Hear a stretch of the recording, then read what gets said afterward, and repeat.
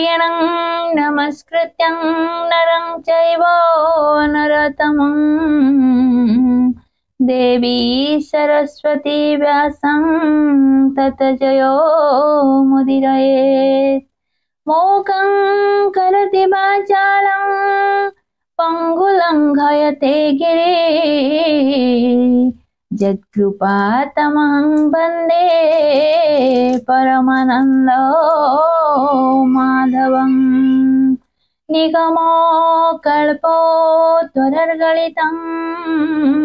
फलसुखमुखादमृततव संयुतं पिबत भागवतं रसमलयं मुहुरहरसिका भुवि भावुकः। ओम दशम स्कंद चतुर्थ अध्याय श्री कृष्ण जन्म। भागवत प्रेमी समस्त बंधु मानक ये अकिंचनर प्रणाम। भिडियोटी जदि भल लगुची भिडियो को गोटे लाइक करिवे, चैनल को सब्सक्राइब करिवे एवं बंधु मानन को शेयर करिवे। जय जगन्नाथ। कहन्ति सुख मुनि हसी हरिचरिता परशंसी परीक्षा तांको जे चाहिले अने आनंदे लोचन बुझिले समाधि करी जग ध्याई कृष्ण प्रसन्ने लेस पाई पुणी क्षण के चक्षु फेई हसी कहन्ति राजा चाही सुन हो गोविंदर जन्म जेने छाड़िब मति भ्रम सूर्यर तहु षड ऋतु प्रकाश होई जन्म हेतु ऋतुंक मध्ये श्रेष्ठ बल संपूर्ण बर सार काल भाद्रव मास कृष्ण पक्ष सकल ग्रहे छन्ति उच्च गभीर नाद मेघ घोष प्रफुल्ल साधुंक मानस एहि समये सुरराये आकाशे उत्सव कराए दुंदुभि वाद्य नाद तोरा रंगे नाचन्ति अपसरा देवे करन्ति पुष्पवृष्टि खंडिबे गोविंद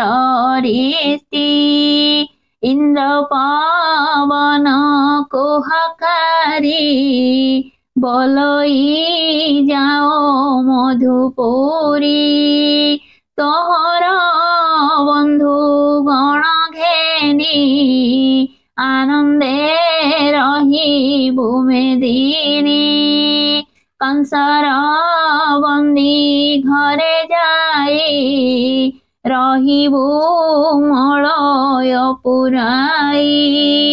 दिगे दिशिबु परिमल बहिबु सुगंध शीतल पवन गला मधुपुरे बहे अमीय रस भरे निर्मल दिशिला गगन महिमंडल दिव्य विद्यमान ग्राम पाटणा पुरदेश मंगल नादे गीत घोष नदी उछुलिले जले पक्षींक नाद वृक्ष डाले स्तबक पुष्प बने फुटी गंध प्रसाराई प्रकटी विप्रे मंगल वेदनाद नले क्षेपन्ते समिध आनंद हेउ अछि मोहि कृष्ण जन्मिले देह बही पीड़ाई देव की उदर स्वामी को कहई उतर भनाथ चिंता नारायण के कहु गर्भर कषण शुणी वसुदेव उठिला देवकी कंकाल धइला आबर गोविंद मुरारी भये चिंतई नरहरि आकाशे उदे निशाकर गोविंद उदरु बाहार नीलजीमुत देह कांति बलय मणि झटकंती। भगवान श्रीकृष्ण का जन्म कथा आगमन कथा जानी समस्ते उत्फुल्लित होउछंती। पीत बसन कोटि सहे रूप कोटिए काम महे कोटि मेखला सुना सुता हृदय पद कपयिता किरीटी कुंडल कंकण पादे नूपुर ऋण झुण दिशाए शंख चक्र तेज मर्कत स्तंभ चतुर्भुज गदा कमल शंख चक्र अधर अष्ट रंग नेत्र श्रीवत्स चिन्ह हृदय सहे रत्न पादुका बेनी पाए अपूर्व रूप जोगेश्वर देवकी देव मानवे अगोचर देवकी प्रसवीण सुत श्रमे होइला मुरुचित पछे जे वसुदेव थिला कृष्ण रूप को अनाइला धीरे चाहिला वासुदेव देखिला अनादि माधव। देवकी कृष्ण को जन्म दे मूर्छा हो जाइछंती एवं सेतेबेले वसुदेव देखिले श्री नारायण को अपूर्व रूप धीरे चाहिला वासुदेव देखिला अनादि माधव क्षणी रहिला स्थिर होई कृष्ण को देखी विचारई पुणी हरिले हरि ज्ञान चकिते विचारई मन ध्यान रे गंगा स्नान कला अयुते धेनु सर्गिला ए पुत्र कंस न मारिले देवई अलंकार तुले ए पुत्र न मले मोहर पूजीवी प्रभु पयर। भगवान अपूर्व माया से स्वयं अवतार होती क्षणिक ज्ञान पुणी क्षणिक चेतन चाहिला गोविंद वदन पुणी पाइला दिव्य ज्ञान भये कंपयिता शरीर एतनादि चक्रधर मुछार मनुष्य धम कि पाए होइला जन्म कि बुद्धि करी बई मोहि कंस कुडर जे होई कृष्ण चरणे दे शिर सधीरे बलई उतर तेजे उज्जवल बंदी घर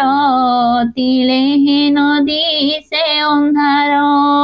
कर अंजलि सिरे देई स्तुति करई कृष्ण चाही कहई वसुदेव सके तू किंपा जात नर लोके तोहर आदि अंत नाही प्रकृति तते न जानई केवल सूक्ष्म रूपे शून्य मुनि चिते ज्ञान गम्य तोहर माया रे जगत तू जे होइलु देहवंत महत आदि पंचभूत सृष्टि करन्ति आत जात ओम हरन्ति अंत काले जीव गोविंद नाही ताहांकर संभव गोविंद बुद्धि लक्षण गुण घेनी गोविंद तते चिंतन्ति आत्मज्ञानी गोविंद काहि देखिबे देहवंत गोविंद बाहरे भितरे अनंत गोविंद जगत तह ठारु जात गोविंद पालिन पुणी करुअंत गोविंद जगत उपजिला काले गोविंद अरुण हेउ जग बळे गोविंद पालिबा काले शुक्ल वर्ण गोविंद संसारे बोलाउ तु धर्म गोविंद संसार काले कृष्ण रूप गोविंद तोर विहार महकल्प गोविंद तू एबे मोर घरे जात गोविंद से होइलु देहवंत गोविंद जानिली जेतेक सुरा गोविंद नासी करिबु मोहि स्थिर गोविंद तोहर जन्म मोह घरे गोविंद शुणिन कंस कप भरे गोविंद चपुत्र माइला मोहर गोविंद तू कि न जानु चक्रधर गोविंद प्रहरी माने जगिछन्ति गोविंद शुणिबे बोली कले भ्रांति गोविंद कंस को कहिबे तुरीते गोविंद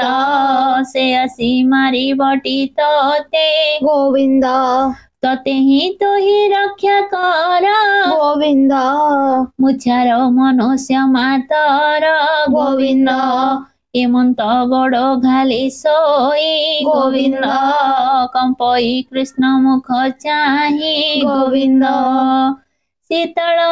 बहई पवन देवकी पाइला चेतन चक्षु फेड़िन चाहे धीर जेन्हे उदय निशाकर चाहिला पुत्रर बदन चकिते हुए छन छन अपूर्व काहुए ओइला गोविंद जगते काहि न देखिला गोविंद एत पुरुषंक उत्तम गोविंद कियबा प्रभु भगवान गोविंद आनंद मूल ज्ञानमय गोविंद देखि पाइला देवी भय गोविंद विकले बेनी कर जोड़ी गोविंद हा कृष्ण बोली पादे पड़ी गोविंद चंचल मन स्थिर कला गोविंद देवकी उत्तर कहिला गोविंद बनाथ निस्तरिली मोहि गोविंद तोहर आदि अंत नाही गोविंद मन वचने हेन पाई गोविंद प्रसन्न हुओ नाथ तुहि गोविंद ज्योति स्वरूप निरंजन गोविंद पुण्य निर्मल दिव्य ज्ञान गोविंद देवे गोचर नुहे जे हो गोविंद आध्यात्म दिव्य महाबाहु गोविंद प्रलय काले मोहिना से गोविंद सकल लुचंती आकाशे गोविंद मनर मूले पंचमन गोविंद तोहर देहे हंतिलीन गोविंद रवि शशांक नाही केही गोविंद तू मात्र रहु शेष होई गोविंद निमिष आदि जे हो काल गोविंद तोहर चक्षु अंतराल गोविंद। देखई प्राणी को निरत गोविंद कहई क्षणे क्षणे ग्रस्त गोविंद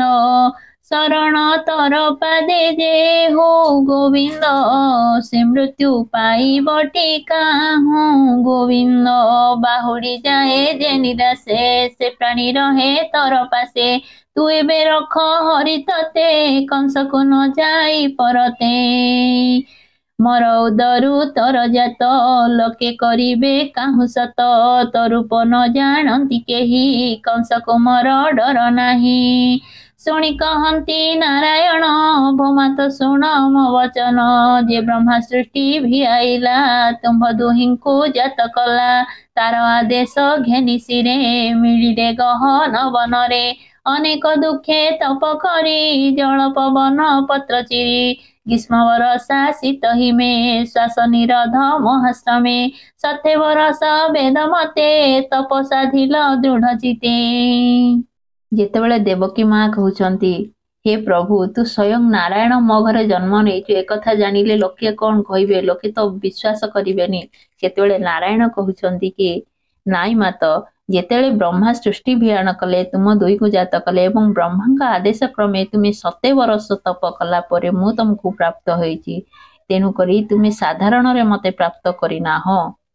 7 वर्ष वेद मते तप साधिल दृढ़ चिते निरते कल मते ध्यान मो पुणी होइली प्रसन्न आनंदे जाचिली मो बर जानई तुम्भर विचार मोर भक्ति हृदय नेहि भाली बोलई तुम्भे दुई कहिली शुण चक्रधर आंभर होई बुकुमर मोहर नाम भावग्राही जन्मिले निज देह बही पुत्र लाल से पाली मते पशिब मोर देहे अन्ते देवंक वचने मुजात असुर करी निपात एबे कथने नाही बेळ मते घेनी न बेगे चल नंदर घरे मते थोई कन्या को आण पालटाई हेमंत कही नर हरि नर बालुत रूप धरी गोविंद आज्ञा घेनी सिरे कले धइला चक्र धरी श्रीकृष्ण को घेनी वासुदेवर नंद घर को यात्रा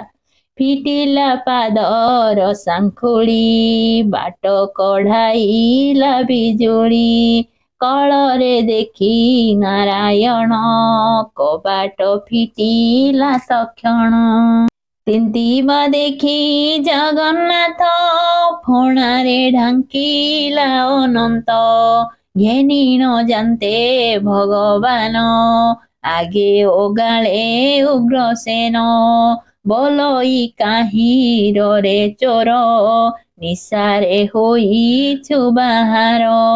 कंस प्रताप कि न जाणु चित्त के मन्ते परिमाणु जीवन आजी हराइबु कोल सहित